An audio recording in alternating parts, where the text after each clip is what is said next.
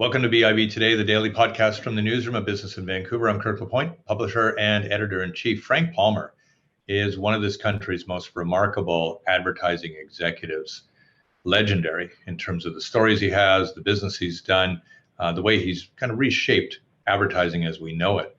In the months before the pandemic took hold, he had returned to his longtime company, DDB Canada, to take the reins of its Vancouver office with his partner, Bob Stamnes, in renaming it Palmer Stamnes DDB and working as part of the wider company across Canada. I thought it was time to check in on how the return to the fold has gone, what new tricks the old dog has learned, and to talk about legacy with the legend, Frank Palmer.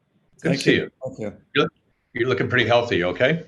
Yeah, I'm healthy. I had a bit of a scare this year. I had a bit of a back surgery problem that I had. I thought it was sciatica coming along, but turned out to be kind of a bone spur. But I'm fine now. The operation is over with, so Yeah. back in the helm. You were telling me before we started that you've been coming in every day, and a lot of people are working remotely. How do you feel the remote work thing is going? Well, there's different opinion from different people. I personally don't like it because I feel that we can't get together as fast as we want to. We can't, when everybody was in the office, we'd be able to sort of say, hey, can we just grab 10 minutes quickly? I have some thoughts. Mm-hmm. Now you can't do that. And you've basically have to try and line up on a Zoom call. And it's not always convenient because people are doing different things, and what they're doing, we don't know. And I'm frustrated by it all. Yeah. Apart from face-to-face meetings, what's been harder to do during the pandemic, do you think? It's just reaching out for people, trying to set up schedules. Even for myself, most of the meetings that I've had with a client or a friend has been at a restaurant. I still go to restaurants because I'm double vaccinated, but a lot of people still, some people aren't still, and we're in the process of trying to decide what to do as far as how we're going to meet and come back to the office. We've got some rules that are hopefully that we're going to put out in the next couple of weeks, but we've also found that some people just don't want to come back to work. They like what they have enjoyed for the last year and a bit. I mean, you've seen the game for a long time, and I mean, advertising is very relational in that case. Can you still create and cultivate and sustain these relationships if you're not meeting face to face? I'm a relationship guy, and I used to have a line that says I'm in the relationship business, and that's based on trust. And getting in front of clients now is very difficult. The relationship part of our industry has somewhat disappeared. Old-time relationships still work because we know how to work with each other, but gaining new relationships and new business opportunities just doesn't happen anymore. You just don't get to see the he or she people who are making those decisions. In getting a new piece of business today, you basically end up going through procurement officers, and they, in many cases, marketing and advertising is in the same file as paper clips. And they don't look at them any differently. They just look at it, yeah, well, what's your best price? But that's not advertising. That's not the way it operates. So what's happened here, Frank? Has technology reshaped our definition of the value of advertising? I think it has. I mean, it's also shaped many different opinions of different people too, because of Facebook and TikTok and YouTube, and everything's just changed, and everybody's got an opinion. You go on. Everybody's got something to say, and if you say the wrong thing, then you got everybody coming down on you. So you got to be very careful in what you say and what you pick to say. It's just a very different business, and it's harder and harder, I think, in talking to a number of advertising executives that I know, which I do weekly. They're all finding the same issues, same problems, and then there's no one right or one wrong.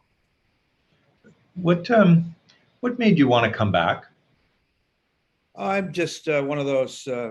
I didn't really want to leave in the first place, but I think what happened is that a new broom came into Omnicom, and the lady who came in, Wendy Clark, came in and said, Frank, you're getting up there in age, and I thought that maybe we might want to have some new blood in the company. And we think that maybe we should bring in new blood. Well, they did. And unfortunately, it didn't go as well as they thought. And I left the company, and about 12 months later, they called me back and said, would I come back and run the company again? And Wendy had left. She decided that she wasn't going to stay there herself and left off to go to another big agency network.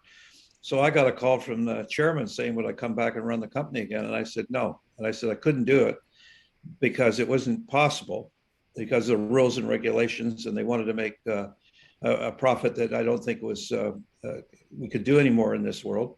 But I said I'd take over the Vancouver office if they felt that that was in, they could do that. And so it was a challenge for me to be able to come back and hopefully operate, Vancouver, because I knew most of the people that were still at the agency. But the agency had gone in a very short period of time when I was there from 750 people that I was responsible for down to maybe 250 people. Wow. Within a short period of time, within a year and a bit. Yeah. Why was that, do you think? Well, they ran into some difficulty with certain clients. And in case if you had a relationship with people based on trust, they would believe in you that you were going to do the job that you said you were going to do. And then, of course, when management changes and other people leave, they don't feel as comfortable. It's kind of like changing doctors, I guess, if you have at a health clinic. You don't feel the same way. You got to explain yourself all over again. Yeah. It felt when the internet arrived that all of a sudden everyone felt that it was possible to be a journalist. I get the sense during the pandemic that it feels like a lot of companies now feel they can be their own advertisers. Well, listen, I'll tell you what, I wrote an article last week to the agencies, and I said that Ryan Reynolds and a number of other actors who have got their own vodkas and their own tequilas and everything else, including Matthew McConaughey, and they're not only the advertising agency, they're also the spokesperson, and they're also the person that does the commercials. And all of a sudden, there's been another job that's been taken away from ad agencies because we used to be called agents. And they're doing it all, and they're doing a pretty good job of their product and service. So yeah, it's definitely changed, and the business has changed. It's not like it was when it was early stages of my career, back in the little past the Mad Men era. Not that I was there at that time exactly, but it's just definitely not the same as it once was. So how does somebody, because what are you, 81 now? 81, yeah, young 81. Yeah. I reverse it and say I'm 18, But how does someone at 81 respond and adapt and be agile? Well, I think for myself, being in the business as long as I have, I've never thought of myself getting any older. In fact, I still have difficulty saying I'm 81. And saying that because at 81, you're kind of like you should be off playing golf or on a cruise ship somewhere. I had somebody say to me, a business friend of mine say to me, "You don't have a life." I said, "What do you mean I don't have a life?" He said, "Well, you go to work all the time." I said, "Yeah, I do, but I enjoy it. It's a hobby. I've never found it, for the most part, like work. It's kind of like, you like golf, good, enjoy it. I like going to work and helping solve problems for clients, or thinking about new concepts or ideas for them that will make a difference, move some product." So for me, I don't find it any different than when I back 40 years ago. I really don't. And look at Jimmy Patterson. He's still going. He said on an interview that I listened to the other day, "I'm just getting started." And he's got to be 90 something. He's 92. Yeah. Oh. But I wonder, like, what are the new things, the new skills that you've had to acquire in order to stay competitive in this environment? Well, we definitely have to use other people's skills. I mean, the thing is, for me, is that if you know somebody that's really good at digital, you got to be somewhat up to date on it. I know enough to get myself in trouble or out of trouble, and know when I shouldn't do something that I say I can do. I say, yeah, I can do that. I got the person that can do that. I had a call today from a client that said, "I'm kind of tired of being in the business, and we have this big chain of stores, and every time we go to I go in and see what's in the neighborhood, the other little store comes up on my phone because they're number one, and they're the size of maybe 1,000th of how big we are. How do we change that, Frank?" I said, "Well, you got to pay for that. Don't you understand? That's Google. You got to pay for that. You want to be up number one, you got to pay for that. Oh, I didn't think about that.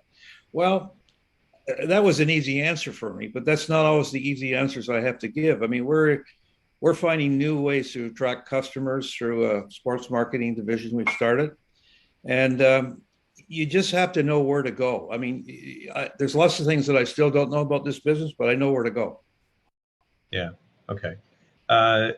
What has it taught you? What has the pandemic taught you about yourself?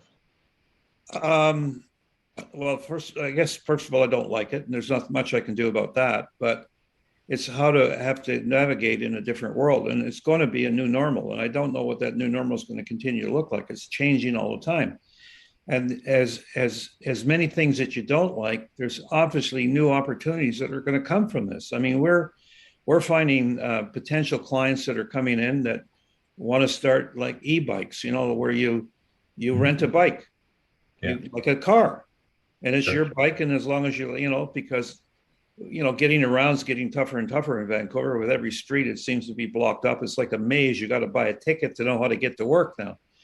And so it's new delivery. They had a client come in that's got a robot that goes down the street, picks up the sandwich from Subway or McDonald's hamburger, and then takes it to your unit. So there's all this new technology that's out there, and there's an opportunity for advertising agencies, hopefully, to be able to advertise and promote that stuff. So we're finding that kind of opportunities coming to us. Not a lot of money in it yet, but hopefully down the road there will be.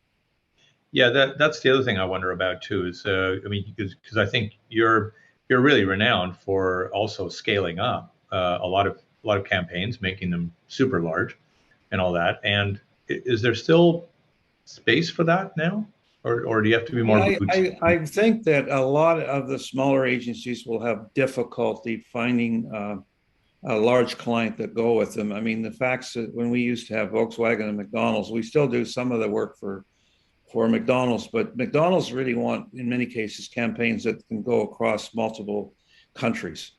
They change it ever so slightly, and so they're still in the forefront there as far as being able to pick up those accounts. But if you're working out of a city like Vancouver, you don't have that many large companies that are headquartered here. You got the Hydros and their government, and you've got Teluses and the BC Auto Club, but the rest of it is very small compared to what you may have in Toronto or someplace else or in New York. So, and there's a lot of advertising agencies or smaller units here in Vancouver that are working out of their basement, and they're, you got 2 or 3 people that are quite smart, people that have left agencies are more than capable and knowing what to do, and they can make a good living at it just working out of the house. I want to pick up on something you said earlier, and it's a bit of a lament, I think, which is I wonder, is there still going to be room in advertising for relationships? It's very tough, and I would say that I don't think a lot of clients want relationships anymore, but the word they do want is results, and it starts with the same R. And if you can't prove yourself that you're going to get them results, they're not interested in having a relationship with you. I mean, many years ago, most of my clients, or pretty much all of them, would want to come into the agency, want to have lunch. They wanted to talk about a lot of other things other than just advertising. They want to talk about their personal life. It was almost like you were a friend.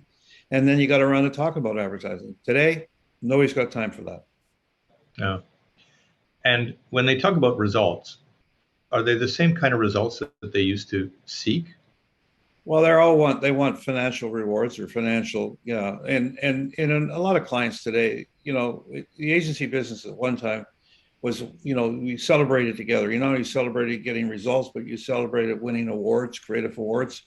Mm-hmm. Clients don't care about that anymore. If they get a creative award, that's kind of nice, but that's not interested in them. It's what's going to do what's it going to do for me on the stock market? What's it going to do? Everything's about results, and it's hard to prove sometimes. I guess how they got the results and whether the product was good or whether the advertising was good. I mean, a lot of times we do advertising for a particular product that wasn't the best in the world, but it made a difference with the creative that we did that made it sound better than it was. Yeah. I don't want to paint you as somebody who's becoming cranky, So I want to hear from you about what you still love about it. Well, no, I'm not really cranky about it at all. I mean, we just have to find a way to maneuver within a different environment, and it's still a very exciting industry. I mean, today I was working on another number of new potential opportunities. I'm still meeting with clients. I've been able to get 2 or 3 lunches set up for next week on the possibility of doing some work for them. It's just that I've always been that guy who's had to go out and dig. I'm sort of the rainmaker along with my partner, and we still have to find those opportunities. And if you don't ask the question, you'll never find the answer to it. So we have to find those little nuggets. So I'm still very optimistic about the agency, even though it's tougher today to make a living at it. It has been in the past. But look, in Vancouver, there's still some pretty good agencies out there like Rethink, and that have done very, very well. And the funny thing about it is that some of those people who used to work for me are now retiring, and I'm still starting, which is so weird. Very funny. Well, I do want to ask you though about managing in all of this, right? Like how your management style has had to adapt during the pandemic. Well, I think I've had to become more patient because I got to be careful what I say. Because what I say may be based on 40 or 50 years prior to when you learn to see people around the office, and so I have to pretend. I wouldn't say pretend, but I have to be careful in what I say because I might upset people. And one of the things that the pandemic has done is that in our industry, there's a lot of jobs out there. There is a lot of jobs for creative people and writers and account people, and what's happening, which you got people, companies in the States that would phone up and say, I'll pay you the same salary, but in American funds, and you can stay home. Yeah. And what is changing in some industries too is the fact that a lot of bigger companies are looking at giving up a lot of their space. As far as if you got 100,000 square feet in Toronto, we had about 400 people there at one time. And we had about 4 or 5 floors. Now they don't have as many, but even if they did, they probably would have a alternating coming to the office day where you book a seat. So we've just had to get used to dealing in this new world. But I'm still up for the fight. So I mean, you still sound extremely peppy and frisky and everything.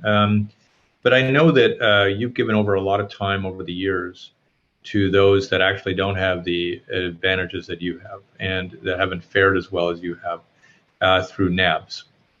And NABS is our industry's charity, and I'm doing these ad chats now with various people within the industry and talking about NABS and how they can help and assist. But there's a lot of people out there that are probably my age and a lot younger that didn't have the same opportunity, or something happened in their life that made them go sideways. And so NABS is out there trying to raise the funds to support some of these individuals, men and women in the industry that really can't. The one thing about our industry too is that there's not many 80-year-olds in it. Okay.